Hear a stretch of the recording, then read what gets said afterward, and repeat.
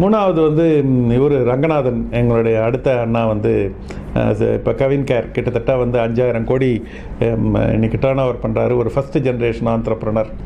அவரும் வந்து ஒன்றும் பெரிய வந்து அவர் வந்து ஸ்கூல் படிக்கும் போதோ அவர் ஒன்றும் டாப் 5ல் இல்லை. ஆக்சுவலாக அவர் பாட்டம் 5ல் இருந்தார்.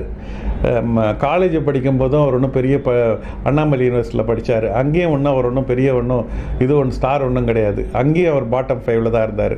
காலேஜ்லேயும் ஸ்கூல்லேயும் பெருசாக ஒன்றும் ஷைன் பண்ணாத ஒரு பர்சன். அதுக்கப்புறம் லைஃப்பில் எப்படி ஷைன் பண்ணுறாரு அப்படின்னு பார்க்கும்போது பார்த்தீங்கன்னா அங்கே தான் வந்து அந்த சூட்சமம் அடங்கியிருக்கு. அவர் வந்து ரொம்ப டிசிப்ளின். அவருடைய ஹால்மார்க்கே வந்து டிசிப்ளின் தான்.